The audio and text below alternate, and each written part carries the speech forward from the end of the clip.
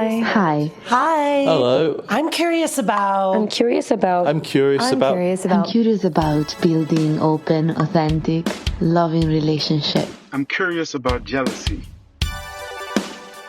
I'm curious about polyamory. Does it just mean that you're fucking all the time? How can I tell my parents that my partner is already married? I'm curious about how do you know when you're too busy to have another relationship? I'm curious about dominant and subordinate relationships. I'm curious about sexual health. How can relationships evolve with people as they grow and change? Welcome to the Curious Fox podcast for those challenging the status quo in love, sex, and relationships. My name is Effy Blue. Today, we are revisiting an important episode on somatic approaches to healing trauma and regaining a sense of calm and safety as part 3 of our 4-part series on trauma. In a modern world where we focus on our brains for productivity and personal growth, we're curious about the role that our bodies, or the soma, play in helping us self-regulate when we're triggered or in the midst of relationship conflict. Our guide through this conversation is Rida Kirasi. Rida is a sound healing therapist, meditation facilitator, and somatic experience practitioner. A graduate of the British Academy of Sound Therapy, Rida follows a multidimensional discipline that comprises sound healing, meditation, free movement experience, and somatic exploration on the groundwork of nervous system regulation. Rida published 6 sound healing and meditation albums so far, all of which are available online. She creates spaces where we can tap into our body's magical healing capabilities and expand our toolbox for self-healing, managing stress, and self-regulating the nervous system. I've been working with people in sessions for around 5 years now, and after digging deeper into the core of their struggles, I keep coming down to the same place, a sense of safety, or their lack of. In my personal journey of self-exploration and healing, I arrive at the same place myself. How can I cultivate a sense of safety within? I have 8 years of talk therapy under my belt and a pretty in-depth understanding of an array of talk therapy modalities, which I use in my practice. However, over the last couple of years, I've come to realize I've hit the limits of what talk therapy can achieve. There's a massive somatic component to therapy, especially if you're trying to heal trauma, especially developmental or childhood trauma. The search for these other modalities of healing led me to movement first. You've heard me talk about 5 rhythms a bunch of times. And recently, sound therapy, which led me to the brilliant and wise Rida. We dig into this and a lot more with Rida and end the discussion with a short guided meditation. We hope that you enjoy the interview. Good to have you, Rida. So nice to have you on the podcast. Welcome. Yeah. Welcome. Thank you. We have known each other for a little bit now. I've come to some of your retreats. And what I love about your work is how you really focus on the body and the somatic experiencing and sound healing to really help with regulating the nervous system, healing trauma, and really being connected with our bodies. And I think that work is really, really important. All that to me leads into this idea of sense of safety in the body. Yeah, I totally agree. Because my whole journey started with me and my anxieties, which brought me to the point that I thought I was trying to make my world a safe place, but I didn't know how to. And that led me to meditation, that led me to sound healing, and then it led me to somatic experiencing. So yes, I agree. Yes. What you've just said immediately resonated with me, which is that you were trying to make your world safe. And I think what we realize now is that actually safety or sense of safety comes from within, right? Exactly. The effort is to try to control the world to make us feel safe. But I think it really starts with a sense of safety that is generated from within. Like as soon as you said that, I was like, that is the thing, right? Exactly. And that actually was very striking for me because I realized that I was trying to make the world safe. And then, of course, I couldn't do that because it's not under my control, which created more anxiety. So it was like a paradox. I was trying to calm my anxiety by controlling outside and it didn't just work. So I had to go to the other direction by feeling safe within, and also containing my own emotions and trying to regulate myself, basically. And that's such a challenging moment that you've just described. I've experienced it. And there's someone who I love in my family who is in the midst of anxiety now. And we're experiencing it with them, where they both feel tremendous sense of fear and anxiety and understand that nothing is triggering that, that nothing in their external environment is creating that. And yet they feel that deeply. And it is challenging. Certainly I've been in that position, but also watching someone that you love and you want to say, everything is okay. Everything's okay. We're going to be okay. And they can't feel that, but in their minds, they also know that is true. Yeah. And that is so difficult to like be of those two minds. Yeah. And I remember having my best friends telling me maybe 10,000 times, and I asked them to, please, can you tell me that everything is okay and everything's going to pass? But then after all those years, I realized that I was not able to embody that information. So hearing that, when the body doesn't hear it, it doesn't go to the nervous system. Let's put it in a very easy way. And that I was not just convinced. After 2 minutes, my body was sending my brain these sense of signals that I was not safe. So I just had to repeat it over and over again. And then I realized that I had to change how I feel in the body. So I totally understand that talking at those moments, especially in anxiety, it really doesn't work. Yes. It didn't work for me though. Yes. And you see this in relationships too, right? You'll get a partner that is asking like, tell me it's okay. Tell me you're not going to leave me. Tell me, we're going to be okay. Tell me you love me. Reassure me. And we know that it might work for those a couple of minutes. It might just like be effective 5 minutes, but immediately it dissipates and the need to get reassured again pops back again. And I think it's the same loop, right? Exactly. Yeah. I remember once I was having a conversation with Effy, and it was in the midst of a relationship challenge, and I was emotional and I was feeling anxious. And she was saying, there's some tension in your body that you need to work out. And I was like, yes, that's true. I'm going to read an article. You're right. I'm going to talk to somebody. And Effy said, you cannot solve a body problem with a brain solution. And that was like, fair. Fair. And so that's what it sounds like we're saying, is that even if your mind understands, if that is held in your body will be sending your mind messages saying, don't listen to anything else. Exactly. I am telling you that we are under attack. Yeah. So let's start from the beginning, Rida. I'd love for you to tell us what happens in the nervous system when we feel safe or unsafe. Like what is actually happening in our physical body when we're feeling safe versus unsafe? So if we are somewhere and then we see a lion, for example, who might kind of hunt us, right? The first thing that happens in our body is the sympathetic arousal that is called. And then the body tries to protect us to keep us alive. And then it secretes some hormones called cortisol, adrenaline, and all that. And actually what happens in the body and in the nervous system is that we get into fight, flight, or freeze. And that is very good to keep us alive. The thing that we need to complete in the nervous system sense is that when we get that aroused, we need to also go back to the parasympathetic nervous system, which is called the resilience of our nervous system. So it needs to go down and cool down and release all that tension that was in the body. This is very good thing that we do if we have time. Time is very important here. But usually under attacks or like car accidents or like in a relationship, when we hear something and we are in the party, for example, we don't have time to digest all that.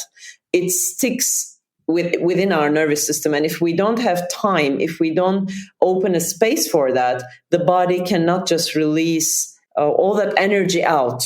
And this is what Peter Levine found somatic experiencing with, because he studied the nervous system of animals, and he realized that even though they were faced against life-threatening situations more than we do, they don't show any post-traumatic stress symptoms. Mm-hmm. And then he realized that because they were resolving all that by shaking, by trembling. And we don't do that because life is very fast. We don't have time for that. We don't know how to, because all we were taught is to be clever. I mean, in the mind, solving things with the mind, as if the body is not that important and it's just a place of being beautiful or functioning or whatever. Not that it has an intelligence itself. And yet it has an amazing intelligence and we can learn from it. So what happens in the nervous system is when we face a threat, the nervous system tries to keep us alive. And the moment of, oh, that's over, realizing it, sensing it. I'm not just saying realizing from the mind, but sensing that, that's, now I'm safe. Then the cycle is complete and we are more open to engage in life. Otherwise, our all energy goes to the resistance we have inside, and we just don't have the energy to engage outside and with life and with relationships. And Stephen Porges, who found the polyvagal theory, said that it's very interesting that when we spend all our energy in fight or flight, we don't have energy to engage with other people. So relationships, if we know how to regulate ourselves, we can have more we can do more easy in relationships. Mm-hmm. There are two things that you said that really just struck me. One is, I think, so I've always understood or known we can hold things in our body. Mm-hmm. The way that you've just described it, to say there's this rush of adrenaline that happens, there are all these chemicals, and there is not a wind down. Those chemicals just stay there. They get stuck somewhere inside of your body. That actually connects to me more than I've understood it before. I think I understood it in like a woo-woo way, like we hold on to things. Mm-hmm. What I hear you saying is, no, actually, there are things that happen in your body, and if you don't go through a cycle of releasing them, they get trapped in your body. Yeah. And that toxicity, there's something there that will continue to impact how you show up in your physical body. So I appreciate that explanation, because I think I'm seeing that really differently. I think the other thing that stands out to me is you mentioned that our culture does not necessarily allow for us to go through that process. And often when you are feeling fear and anxiety, particularly if people around you are saying, it's okay, you are disguising the fact that you are feeling that level of stress. So not only are you not going through the cycle, you are actually putting more stress and anxiety on yourself by trying to pretend that you are not in any stress or anxiety. And so you may look calm, but you're actually creating more internal damage by not feeling the thing and going through the cycle of feeling the thing. Exactly. And people who have gone through or still is through anxiety knows that having an anxiety becomes more of a problem when you have anxiety, because you're anxious of getting anxious, and that is a loop. Yeah. Yes, exactly. And in anticipation of anxiety is anxiety, right? Oh, I'm going to get anxious. Will set off your anxiety. It's this horrible, vicious loop of kind of peaking and staying at that peak and not being able to come down from it. And I think over time, this is my understanding of it, your nervous system kind of gets used to that high, right? Yes. Exactly. And the body adapts to that, because if you think that you're constantly under stress, your muscles listen to it. And then at some point, your neck muscles or here could tense, because what happens with us is if we see a line, our body gets tense, right? Because it prepares itself to fight or flight. And then if you don't realize that the threat is over and then the muscles keep tense. So yes, it's very important and in somatic experiencing in private sessions, we really work on the moments that it passed. Because usually, for example, an earthquake, we know that it's over and it passed. But I'm not saying realizing it with the mind, but realizing it with the body, giving time to body to really understand, oh, that's over. And then it comes the next emotions that were suppressed, so to say, when realizing that it's over. And I found when I was training, I thought like, what? Of course, I know when an earthquake is over, right? So like, what are you really talking about? But then I saw in my private sessions, when I was taking sessions, I realized that sometimes a small procedure like a dental, I didn't really realize that my chin didn't realize that it was over. It was too fast. It happened, but I didn't really sense that, oh, it's finished. I'm not there anymore. And it's very interesting because it's also in the shamanic practices that they're talking about the same thing. And I'm very surprised that Somatic Experiencing was mentioning this a lot. So this is very important, I think, that what we're talking now. So I think that's fascinating to me. And I totally agree with you that your mind and I can speak for myself, and I think Jackie and I share this as well, that we can be disembodied people. We live in our heads. We're thinkers, and we're good at thinking. So we do the thing that we're good at, right? We think, and sometimes we overdo it. We overthink, and we try to problem solve through more thinking. You know, the problems that are caused by our thinking, we try to problem solve by thinking more and getting more and more disconnected from our bodies.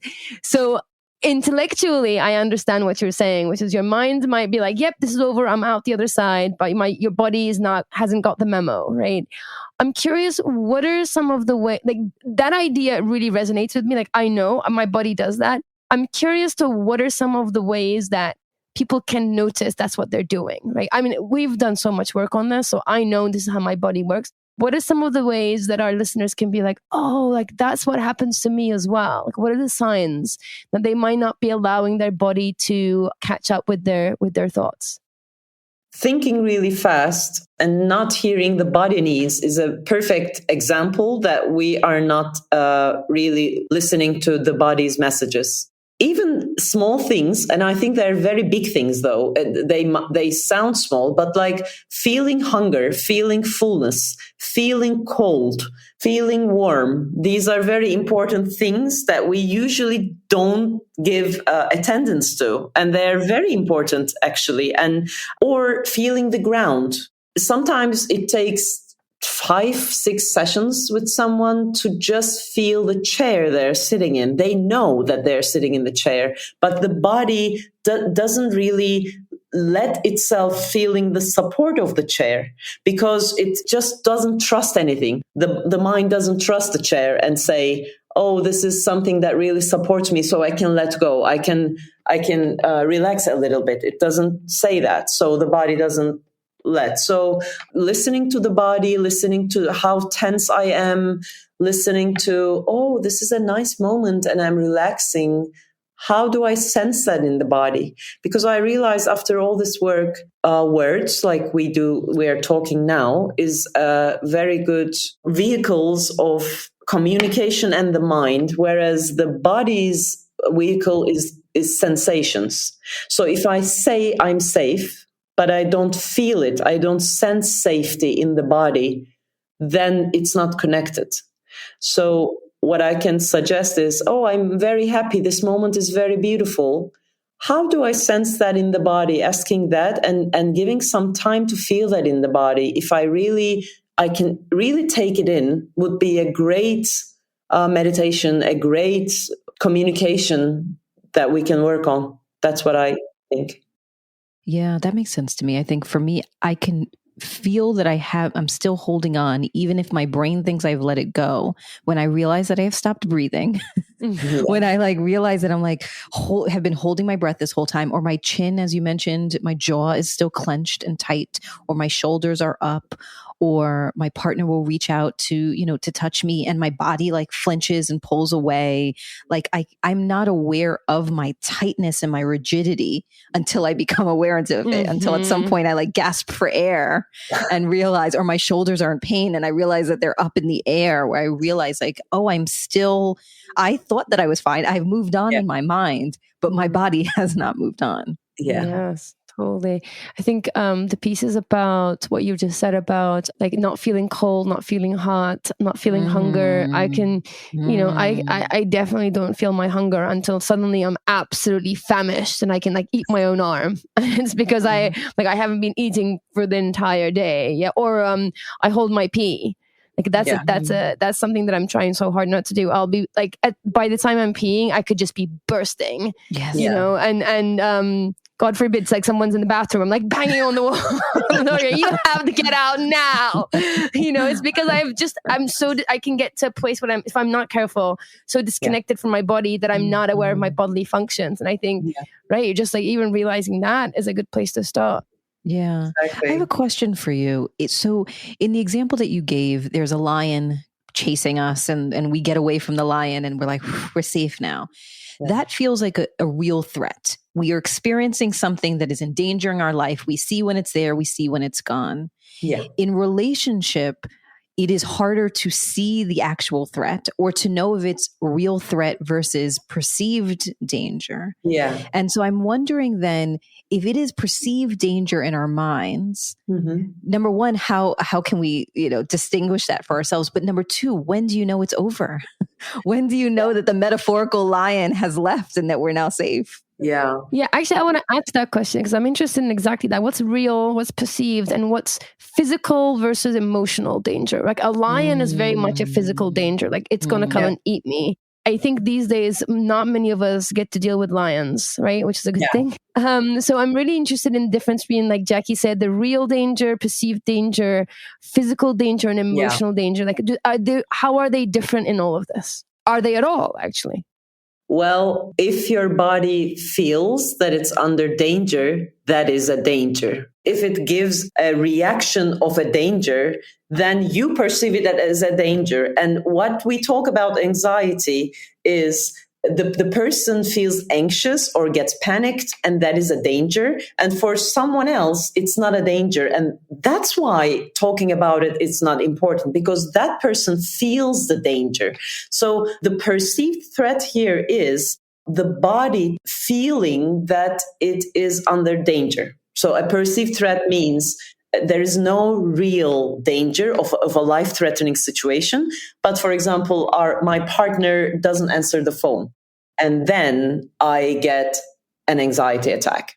That is a perceived threat because I feel like, oh my God, something bad is going to happen, and I cannot regulate that. And then I make up scenarios in my mind. So I keep that. So why do mindfulness practices and somatic experiencing? It helps us to get aware and the body, listening to the body.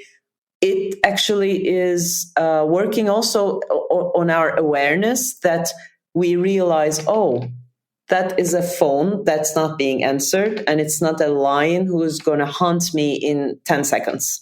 So even differentiating that and letting the body feel that kind of changes how the nervous system thinks or feels, or how the body feels. And therefore, it's very important to know how the body reactions are, and then how to know. It's very important to be aware of what is happening in my body now. Do I feel something as a perceived threat? How do I know that? If I'm holding my breath, if the heart starts to pump faster. So if I give reactions of a perceived threat, that means there's something triggering. And there is bringing awareness to that would really help. And the perceived threat means, therefore, emotional threat could be an answered phone. For the other one, it could be abandonment. It could be all that. So there is no real explanation for what a threat is, but what the person perceives as a threat is a threat, and maybe it could be worked on. So how do I react to kind of threats in my life? Because if I have issues with 90% is that, right? In relationships, we bring our baggage to the relationship, and then we kind of, the relationship is a great mirror to us to see ourselves. So if we have an issue that has been unresolved, we probably will carry it to our relationship because we carry it in our nervous system. So we cannot escape from it because we have it with us, within us. You know, it's interesting that you use that example, because that happened to me a few days ago where I was trying to get in touch with my wife and she didn't pick up the phone. And that's not uncommon. Like, we will go away for hours at a time, be out of reach because we're working or something. But she had an appointment, and the person who she had an appointment with reached out to me and said, I'm reaching out to her and I can't get in touch. So I reached out to her. I couldn't get in touch. And within a matter of 5 minutes, I went from, hey, can you give me a call, to, are you there, to, I'm on my way home. And like had escalated to panic, like flying to the train station to go. She calls me and is like, no, I'm here. I just had my phone down. And first, of course, I feel relieved. Then I feel furious. And then I just start weeping. Like, it like hit me. And she's like, it's okay. Like, I've been gone for longer than this. It's, I'm okay. It's okay. And I'm like, no, you're right. And so I like pull myself together, stop crying. But I realize that in the coming days, a commercial will come up and I'll start crying, or someone will tell me something and I'll start crying. And I was thinking to myself, like, I checked my app. I wasn't going to get my period. Like, so that wasn't it. Right. I like check all the things. I'm like, why am I crying so much? As you're saying this, I think to myself, oh, I stopped myself from fully letting go, and it held in my body. Yeah. And so any opportunity that my body got to try to release it, it was trying to release it, because I had not just said, oh, there's the fear, there's the relief, like, let's let it all out. And I was holding on to it all week. Yeah. Amazing what you just said. A great example. Thank you. These kind of panics as well, especially within the relationship, what I notice from working with people is that more often than not, it'll boil down to a fear of abandonment, which I think on a nervous system level, honestly feels like death, right? Because we know that, at a very young age, when we're born, love and safety are connected to one another, right? Because our parents keep us safe because they love us. It's not the love that, we talk about of chocolates and roses, but that evolutionary love that really keeps us connected to one another. And I think when we're in an adult relationship, when that fear of abandonment gets triggered, it really feels like actual death. So some of those like emotional threats or things that the emotional dangers really do feel like almost like physical, like lines about to attack me, right? Yeah, exactly. And that's the point. Because yes, the attachment and the early childhood is kind of like the basis of our nervous system. And therefore, in somatic experiencing or in other therapeutic tools, it's very important to work on that early childhood times, because when something is not completed there, and of course we were kids and we didn't know how to complete a cycle, we need the other to regulate us. We need the other to contain us. We need other to say, oh, it's gone. It's over. We're safe. Our nervous system gets trained how to self-regulate and how to come back to yourself. And if we didn't have that chance, we have to learn it when we are older. But still we can get triggered when we face a threat like that. And that kind of big bursts are usually could be signs of very early times that our nervous system didn't have time to release. In somatic experiencing, then we don't assume, but usually it's always a good thing to ask, is this the first time I'm sensing this? Because usually the answer is no.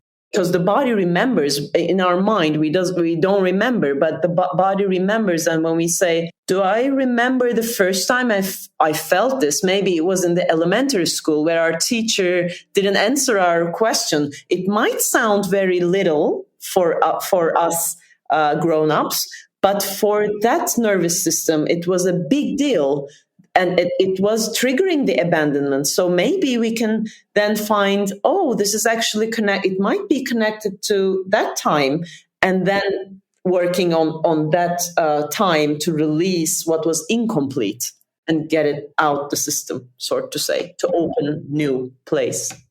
Yeah, that's it's like I know this stuff, I work in this stuff personally and with clients, yet it continues to fascinate me how our early childhood experiences just stick around and become the blueprint of the way that we live our lives here. And if we don't go back and like you said, complete some of these circles or really address that stuff, it affects everything from our sense of well-being all the way to the integrity and the integrity of our relationships and the joy that we feel in the world.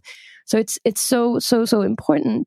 So what can we do? What are some of the things that we can do as adults that can promote an inner sense of safety?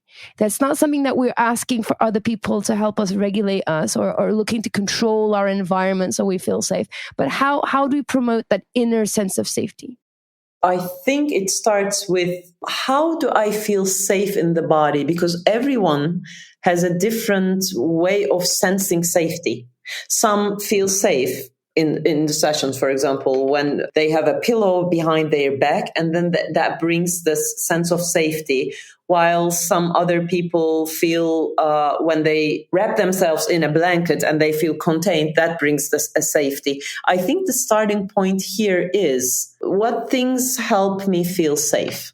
For example, if it's being together with a loved one and having them listen to me, how do I sense that in the body? It's like feeding the nervous system by using the sensations. So actually a good start is, what safe means to me? How would that feel? Is there any part in my body that feels safe at the moment? Maybe the tip of my nose feels safe. So how does that feel in the body now when I say my tip of my nose feels safe? So feeling that, let it sink in the nervous system, sort to say, by sensing it, it helps us to develop a sense of safety. And then if we do that, then we can know when we start to feel unsafe. I realized years after that traffic sounds and the city sounds made me anxious. I didn't really realize that for a long, long time. I thought it was exciting me. And then I learned the difference between excitement and anxiety. I realized that I was actually very confusing them both. I thought anxious things were exciting and exciting things could make me anxious. And I just didn't really understand why my birthdays were always a mess, because it was exciting me. And then I couldn't contain that excitement, and it turned to anxiety and being heartbroken at the end, of course, because I couldn't really contain that emotion. So if we know how we are feeling safe in the body, then we can realize where we are feeling unsafe. And then we can start to help us regulate ourselves. Like, oh, I can feel my jaw tensing. I can feel my shoulders tensing. And I know if I don't do anything, at some point, my body will start to react. So maybe realizing that. I'm wondering if you can talk more about distinguishing between anxiety and anxiousness. There's two things that come to my mind immediately. One is my daughter has lots of anxiety, and she knows, like, if she gets too excited, like joyful, she will actually have to know to temper down her excitement, because it could lead to her feeling anxious if she is too excited. Yeah. And I'm thinking about folks who are in relationships that from the outside look real toxic and chaotic, but inside of it, they think it's a whirlwind of excitement and energy. And so how did you go through the process for yourself of distinguishing between I am anxious and I'm excited, and how they led to another? Yeah. I realized when I was sensing excitement in the body, I just realized when I was staying with it, I just realized it started to turn into anxiety in my stomach. And I was like, what is going on here? And I was in my Somatic Experiencing session. So my practitioner said, slow down here and let's just go a little bit back and sense the excitement. And then I realized the point where it turned, my body was mixing because it didn't know how to distinguish between that. And I love Somatic Experiencing because it's a very beautiful way of training the nervous system and the body and uncoupling the overcoupled concepts and ideas. And then I really started to feel what is excitement, regulating myself before getting, as I said, the arousal comes and then it has to go down.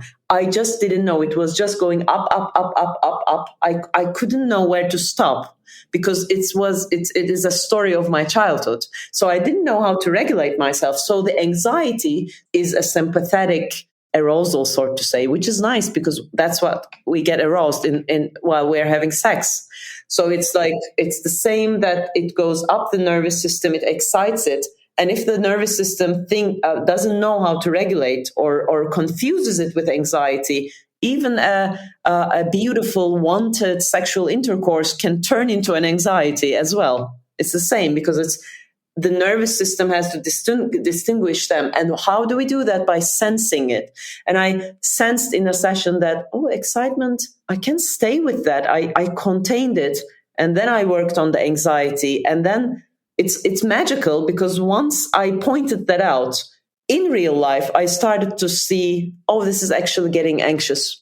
Like putting 3 different meetings in a row, it's exciting, but actually, no, it's not exciting anymore. I realized that it's actually getting me anxious. It gives me a false sense of, you did good today, you accomplished, but actually it was getting me anxious. That's interesting. Absolutely. I think that's such an important distinction. I think this maps onto relationships that have periodic drama. When people seek drama in relationships, if they haven't figured out what's going on with them on a nervous system level, if they're not attuned maybe within the relationship with one another, that in an effort to seek excitement, that they cause drama. That it is a way to kind of feel alive in the relationship, rather than doing it through connection, rather than doing it through like healthy, sex. Yeah. If you're not getting those, you kind of just like cause drama, cause arguments, provoke the other person, lose your own temper, and that excitement, that arousal, on some level, is perceived that this relationship is still alive. Can I ask so what does this look like in a practical example? So imagine someone is in the midst of conflict with a parent, with a partner, with their child, and they can feel themselves getting, right, their energy coming up, they're aroused, they're excited, they move to anxiety. And actually what you said earlier stuck with me as well, where I am feeling a sense of threat. And so I am showing up that way, but the person who I'm arguing with may not be feeling that sense of threat. So they're looking at me like, what is wrong with you? Yeah. Right? I have been on the other side of that look many a time of the calm down. I'm not sure what's happening here, but you need to relax. And then first, it actually makes me even more anxious and furious, right? Because I feel like I'm not crazy. I am feeling this thing, and your face and your words are telling me I shouldn't be feeling it, but I am. So it gets bigger and their eyes get bigger. And so I'm wondering, kind of in that moment when you find yourself in that situation of feeling threatened and reacting from that place, how do you regulate your nervous system? And then the second piece is then how do you acknowledge the threat is over, and what's a ritual or, to like let that go, to release that? Yeah. It's amazing thing to have a self-regulation toolbox. Yes. And I think that is something that I think that should be taught in elementary school, right? Yes, please. Yes. It's something we have to learn, because this is the basis of everything. And yet, we tend to get regulated with other stuff that is sometimes not healthy, but actually we need to learn that. And when you say that, when we realize that we're getting tense, it's a very good thing to know your resources and the toolbox of regulation. And it might change for everyone else, but for me, I really, and I might look very stupid and crazy from outside, but I really take time to feel the earth. And then I look around to see, okay, is there anything that looks calm and good around here? And then I connect with it, because I know that I perceive that person as a lion and I just lock my whole thing and I want to win that conversation, I want to be the right one. And just zooming out of that, coming back to my body, it is in my toolbox. The other thing that also Peter Levine's a lot talks about is self-touch, because we kind of, when we get into the flight or fight mode, we don't sense the whole body and we are not relaxed. So I usually use self-touch, but especially touching the jaw, touching the neck, touching the body, and feeling that, oh, I'm here, I'm okay, and I'm touching. And that usually calms me down. And then it comes a deep breath. And we see it in somatic sessions that we don't force it, but it comes when we start to downregulate, when we start to calm down. That breath comes, and then we can slow it down. And usually after we have the fight, after we discharge by like yelling or I don't know, then we have a sense of calmness. Like, why did I do that? Like, what just happened? Sounds crazy, because after we release all that, it sounds crazy, it looks crazy. And so having a self-regulation toolbox I think is very important. And what I have been giving examples could not work for everyone, because everyone is a different person and they have a different regulation system. Some of my clients, they do they hold their breath and then they let it out for a longer time, which actually imitating the parasympathetic nervous system state where we are more relaxed. We actually exhale longer. So they do it a couple of times and they say it works great. I don't use that, but I'm more of a body person. So I touch my body and sometimes go wash with a cold water. We know all this actually, but we just don't remember to do it because we are not aware that we are actually getting triggered. That's the point. We know how to regulate ourselves. We all have some ways, but we just don't know it until we lose it. So that's why awareness of the body is very important, to feel, oh, I'm tensing. Oh, I'm tensing. I want to fight. Yeah, it makes me think about what you shared regarding animals and how afterwards they shake to like get it out. And that's why they're not holding on to it. And I think one of the things that you notice that you named that is true for me is that embarrassment might actually be the thing that is stopping me from self-regulation. Yeah. That doing the touching, doing the breathing, particularly if number one, in front of someone else to calm myself. But even on my own, I may think this is silly. Yeah. This is fine. There is nothing wrong. Calm down, like trying to use my mind to regulate my body. And I think that's one of my takeaways is that if we are leaning on, or if we are concerned about being embarrassed, then that is going to prevent us from doing the things that we need to do, making the sounds, doing the touch, having the breath work that we need to do in order to be calm. So what I'm hearing is I need to separate myself in the midst of conflict, take a few minutes to do all the weird looking and sounding things that need to happen for me to calm down in order for me then to come back and be more present in that conversation. Yeah. And sometimes when I'm in the middle of a meeting, for example, and I get triggered for some reason, it doesn't look weird outside, but I scan my body to see, is there any molecule in my body, which is a somatic experiencing tool? Is there any molecule in my body that feels content and safe? And usually, even in the middle of a crisis, for example, I have a 2-year-old son, and when he has a fever and he's very sick, it's really triggering. I want to do something and I just can't. And at that moment, even in that moment, which is very triggering for me, I ask myself, is there any molecule in my body that feels safe? And I never had a time where I said no. Mm-hmm. Like, I feel that for example, hands are calm.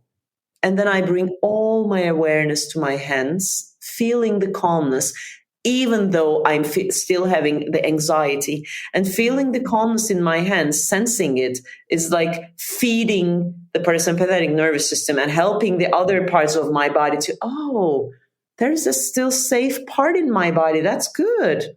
And actually, it's very I stopped snapping out, sort to say, after I started doing somatic work, because I can be grounded in a safe place in my body. So whatever happens, I might get affected by it, but knowing that I can contain it or get some help, I think it's a very good thing to help us staying calm.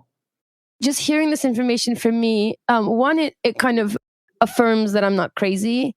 And also affirms that the work that I'm doing is exactly what I need for me. That I need to go in from the body, because I've been going through the mind for many, many years, and I feel like I've done that work, and I think a lot of that gets sort of stuck in my body. And when I was hearing you say, like, there's always a part of my body that feels safe, that also makes me think, oh, I need to like open my mind to the idea of like both of those things can happen at the same time. I could be soaking in anxiety. I could be, I could feel like, every fiber of my being is overwhelmed by fear. That doesn't mean to say that I can't find a molecule that might just feel safe. Like to have that open mind to be like, both of those things can be true. A part of my body, my mind can be anxious, but somewhere in my body I can find calmness, and that this like allowing for that to happen. I think that was like, I was reflecting on that. I was like, yeah. Mm-hmm. And the other piece is just appreciating the times where I've been in situations where I was allowed to, when I say allowed, that it was okay for me to like get up and start pacing or move or stretch while I'm trying to problem solve, while I'm trying to have a difficult conversation with somebody, that it doesn't have to happen on the couch. It doesn't have to happen on a chair. I think if you are having difficult conversations, like allowing mobility, allowing people to stretch, to move from one chair to another, maybe not even allowing, but like making yourself, like you don't have to sit and be in one place to have difficult conversations, but to move around, to be in your body, to feel your feet while you're doing that, and having both of those things happen at the time, I think can also really help. I think the one thing that you said that resonates also is the distinction between what I think I've been trying to do, which is calm myself down, versus expanding the calm that already exists in my body. Yeah. Those are two different. I think one was like, I'm focusing on the anxiety and trying to release or squish down the anxiety. The other is finding the calm and focusing on the calm and expanding that out. That's a great uncoupling. That's amazing. Yeah.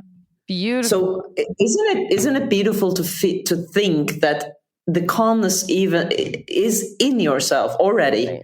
Just finding it that instead of fighting, resisting to something and try to reach to something.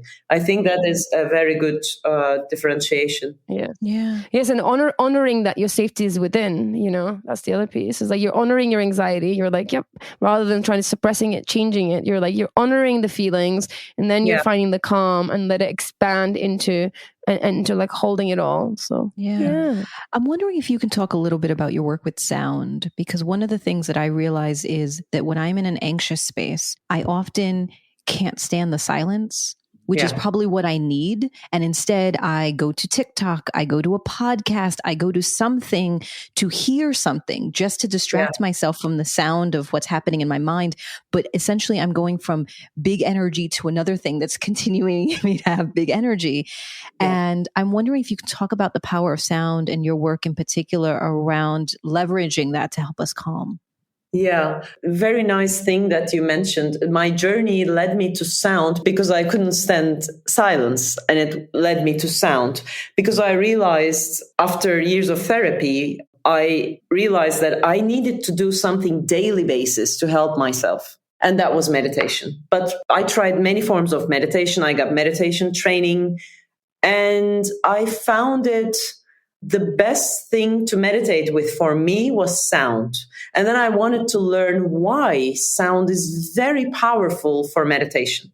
And then I went to the British Academy of Sound Therapy, and there I learned the science of sound and meditation. And I realized that when I was anxious, my brain was in the beta state, and it could be measured in hertz, so with EEG. And the sound healing uses the instruments that imitates when your brain is in meditation, which is the alpha or theta. So they actually imitates that sound waves. And after 8 or 12 minutes, it helps you to entrain to that place of being meditated without a lot of effort. So I loved this, the science behind it. And then I started to use it in my work. And then I started to work as a practitioner of sound therapy. And that led me to somatic experiencing, because I realized without the words, without using the words, because I think even now as I talk, you are understanding it, or when you're talking, I understand the words you're saying with my perception. So I can't really understand you. And I realized that the sound can reach to places that my mind would not be able to reach. For example, a sound just resonated with a feeling that I was suppressing. And then I started crying, for example. And I was like, what is going on? It was very deep. And then it led me to somatic experiencing, because I realized when I was doing sound therapy sessions, I realized people remembering stuff that they were not remembering, or that they had visions about things that happened, or they were trembling, that like the deer escaping from the bear. And I actually talked it to my mentor, and she told me about somatic experiencing. And that is also reaching to the intelligence of the nervous system. And the sound also takes us there, and we talked about the early childhood, and at those times we didn't know words. So I also find very interesting is the sounds, using the sounds, listening to sounds, is also a very good vehicle to take us there. This is my experience. Yeah, actually, quick interlude there. I wanted to point out about sound and not having sound when you're younger.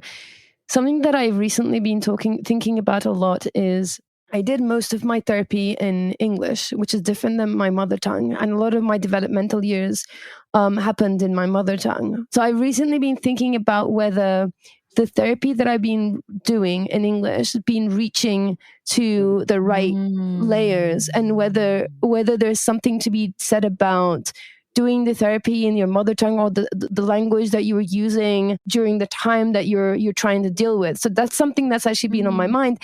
And from what I've heard from you, you can bypass all of that and do some sound therapy that can really extend beyond language and get to the nervous system, get to the subconscious, to where those things live in story and in pictures and not necessarily in language. Yeah. So that's actually been on my mind a lot. And hearing you say that is now kind of connecting the dots. And I'm interested in exploring options that are beyond language.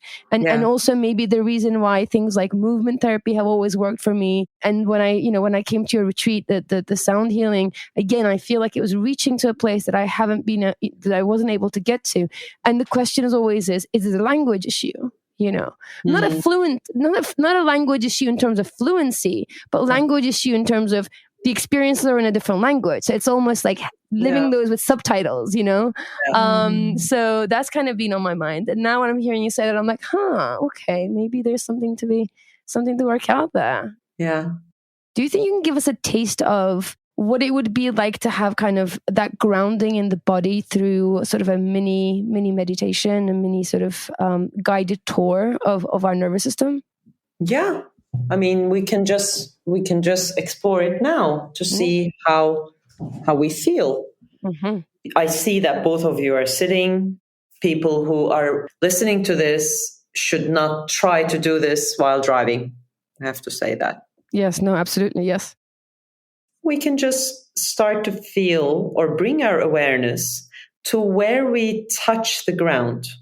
So if we were standing, it would be the soles of our feet. And since 3 of us sitting here, we can bring all our awareness to our hips and the sitting bones.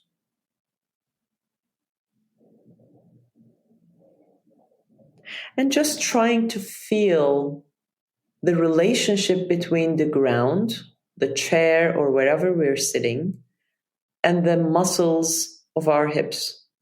So they're touching each other. Our hips are touching the surface we're sitting on. The place we're sitting on is touching the hips. And just realizing if we're bringing our awareness to this relationship, does anything shift or change in the hips, the muscles in the hips, pelvic muscles? And we can also imagine saying to the cells in our hips that, oh, there's nowhere to go now. We're where we should be. And you can relax. What happens in the body when we say that, when we think about that? In the hips.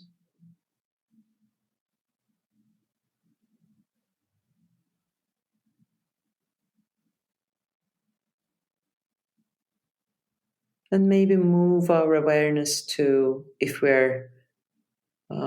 we have anything that supports you in our back, feeling the support at the back of our body, and feel that support, and just being curious about what shifts in my body when I feel the support of the ground, of the place I'm sitting on, and the support in the back. What happens? And I just realized now in my arms, I feel like a wave of relaxing. I can feel my shoulders letting go a little bit. So just sensing it, feeling it.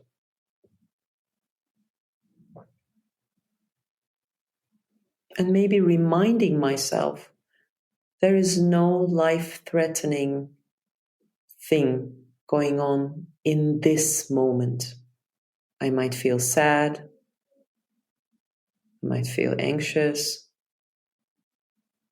I might feel joyful. But at this moment, right now, here, I'm not under a life-threatening situation.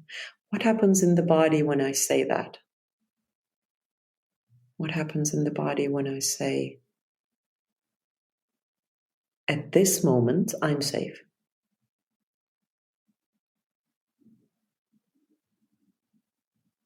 I just felt expansion, a little bit of expansion in my chest. So you can track your own sensations. What is happening in the body?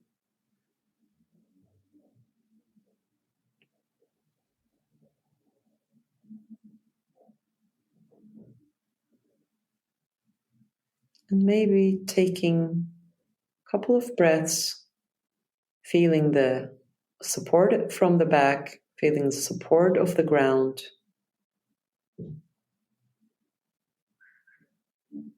And then if your eyes were closed, you can slowly open them.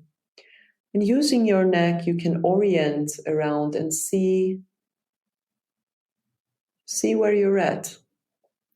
See a couple of details. And really track with your eyes that where I'm at. Is there anything that feels good? Maybe a color, maybe a picture, maybe a tree. Is there anything around that feels good?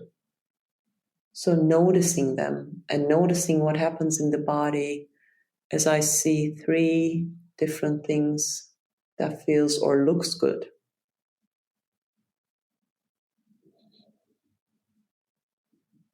Yeah. Yeah. So what shifts in the body? I think it was like 3 or 4 minutes. But did you realize anything in your body or your breath? I have definitely felt my shoulders release where I keep pretty much all of my tension, like on the traps. Like my traps are flexed from almost the moment that I wake up to when I go to bed. Unless I do this kind of work to really like work with my nervous system or work with the muscles. And when you prompted to check in to see what changes when I feel supported, I immediately felt my shoulders just drop. and my arms get heavy because they dropped in a nice way, in a way that I'm like, oh, okay, I don't have to like tighten and carry everything. So that was definitely the thing that stood out for me. Beautiful. Yeah, I feel more calm now than I did before. And I also recognize when you were asking for us to put our attention to our hips and our back, that I'm not comfortable and that I often sit in positions that are not comfortable. And so what really actually made me aware was like the discomfort in my hips and my back, that I force my body into positions for productivity that do not feel comfortable, and then just numb the discomfort, become aware of it. And then of course at night I'm complaining that everything hurts and cannot understand why. And so I think those are the two things. It's just being aware that I am uncomfortable and what do I need to do to shift that? And then overall just feeling more calm. Yeah. Beautiful. Amazing. So insightful, Rida. Whenever I speak to you, I walk away. I'm like, oh, this is so exciting and so new. True. And or at least like, even if it's the information that I know, that hearing you explain it and put it into certain context just gives me another angle. So I really appreciate that.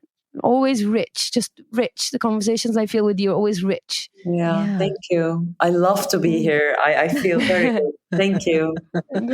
No, we loved having you. We want to ask, if you're comfortable, 4 questions about a little bit more about you before we let you go. So the first question that we want to ask is, what is one piece of advice that you would give to your younger self about love, sex, or relationships? Oh, I would go to her and say, please work on yourself, because the things, the burdens, the things that happens to you over and over are not only your baggage. So clear them out, enjoy, and have fun. Nice. Good advice. Great advice. Okay. What is one romantic or sexual adventure on your bucket list? I think it's being in public. I think it's having a sexual adventure in a public space, sort to say, like in a forest or in a park. That would be a good adventure. Yeah, nice. And I like that it's both public and in nature. I like I like that you're in a combination of both. I like that a lot. Third question is, how do you challenge the status quo? I think by talking sexuality in Turkey. Yes. As a woman. Yes. Yes. It's like talking about sexuality in Turkey, talking about sexuality in Turkey as a woman. I think you are challenging the status quo thrice. For sure. Okay, Rida, I know how curious you are, and I know the answer to that question is going to be many, many things. But what are you curious about lately? What's on your plate lately that you're pondering on? Well, actually, I'm very curious about somatic work and sexuality, and we've been talking about with you about that. And the first thing that came up to my mind is that how to feel safe in sexuality, or how to let our body have joy using somatic tools. That is making me very curious. Yeah, desire and pleasure, and allowing ourselves to feel that way, particularly if we have felt unsafe. Yeah. Right. And balancing the arousal and safety, right? Because you need both. If it's too safe, you don't really get aroused. And if you're too aroused, you can tip yourself into how do you balance those things and find joy and excitement without triggering yourself. So we're going to talk more about that, Rida. I'm excited. Thank you so much. So much. I really appreciate it. You're very welcome. So nice to be here. Thank you. Lots of food for thought in that interview. For me, the things that stood out the most and that I want to make sure that I apply in my self-regulation toolbox is first, recognizing the impact of back-to-back meetings and the frenetic energy and what I thought was excitement, but really probably is anxiety that is produced from that. Yeah. And so the distinction between excitement and anxiety, and regulating that stimulation with calmness instead of distraction. I think up until this point, right afterwards, when I'm feeling that buzz, I go to a podcast, I go to TikTok, I go to Instagram, I go to something. And now I realize I need to be calm. I need to focus on on calm. And so that's one piece, I think, but also that bringing awareness to the part of my body that feels safe and calm instead of trying to force my body to feel calm. That idea of expanding out the calm in my body really stuck with me. And then I think the last piece is just allowing myself to move and to cry and to feel and to anything else that is required to get the anxiety or the fear unstuck from my body. Sure. Yeah. No, absolutely. I mean, those are definitely the pieces that stuck out for me, and they resonate, and they're part of the, the work that I continue to do. And when I hear it back to me, I'm just like, I feel affirmed that I'm on the right path. In addition to those, a couple of things that I thought was super interesting, what she was saying about the city. And how the excitement of the city resonated with her. And it was like, she registered it initially as excitement, but it was actually the chaos of the city was more resonating with her anxiety. And that definitely something that I experienced with New York. When I first moved to the city, I thought I found home. I found this was the place that was like for me, and I couldn't explain why. My parents were like, you've traveled the world, you've been around multiple times, lived on these cities. Like, why New York? Why New York? And I couldn't really put words to it.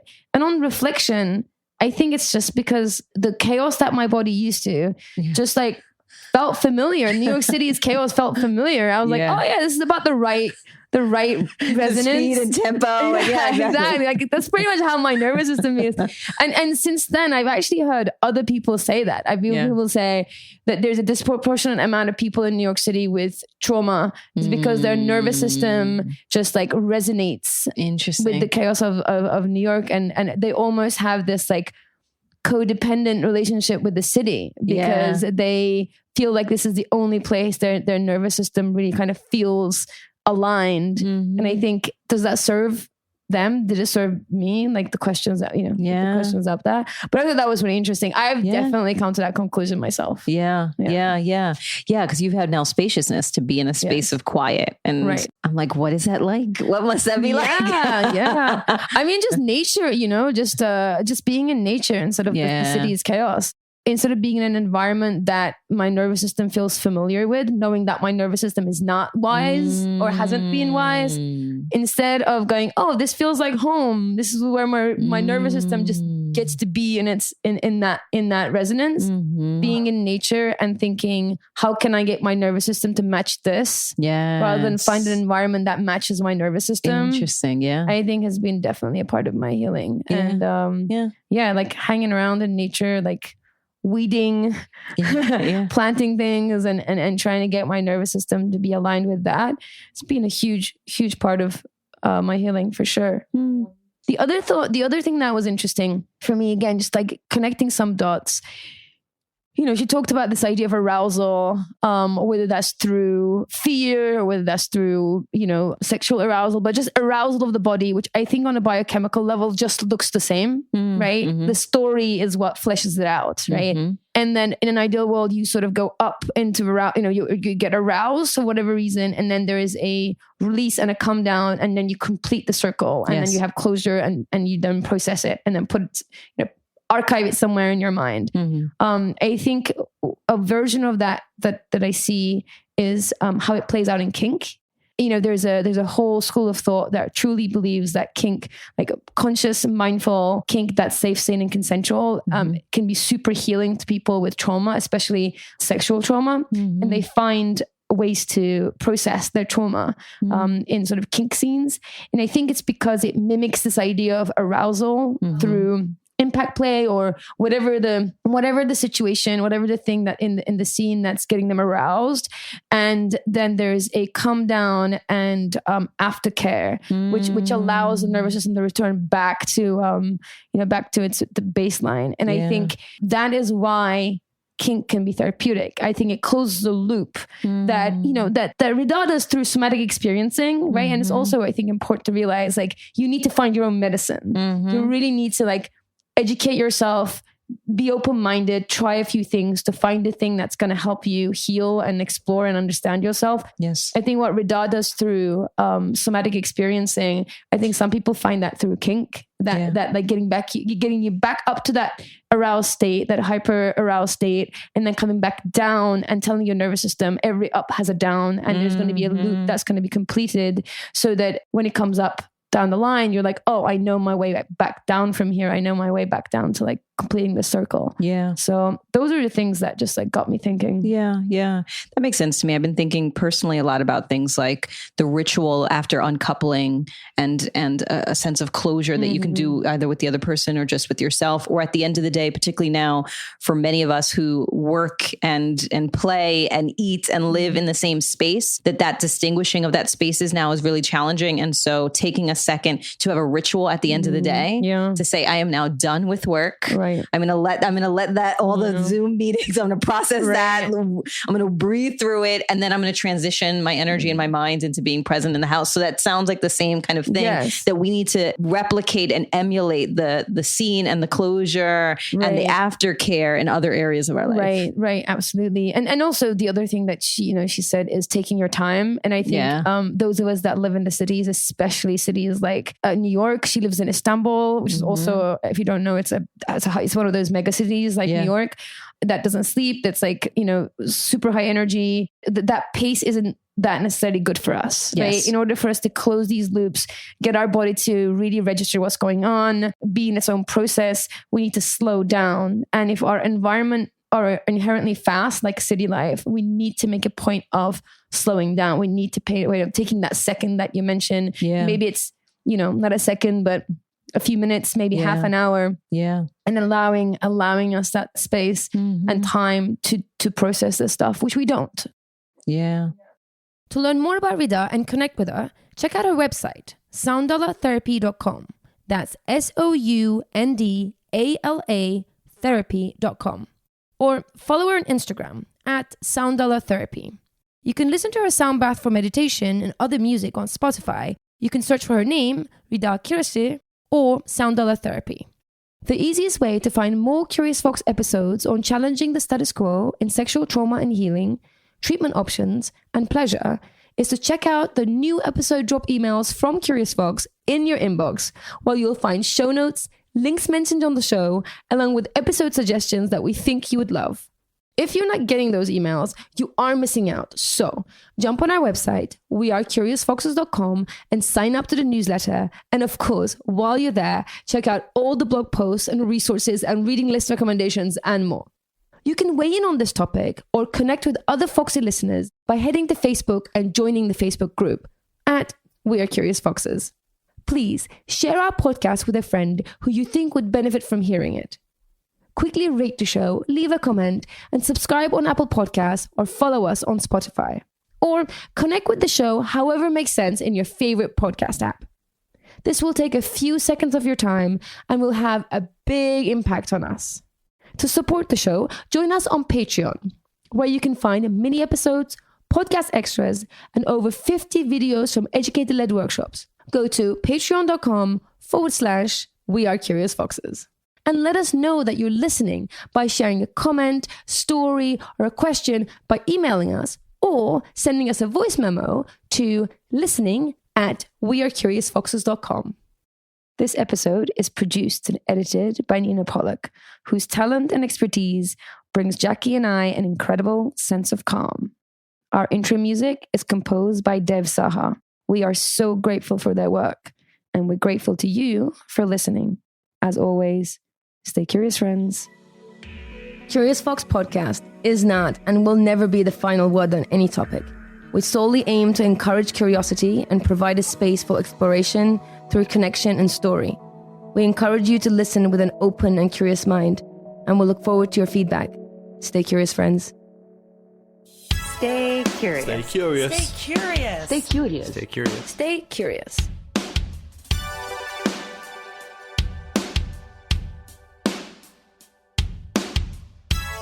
Stay curious.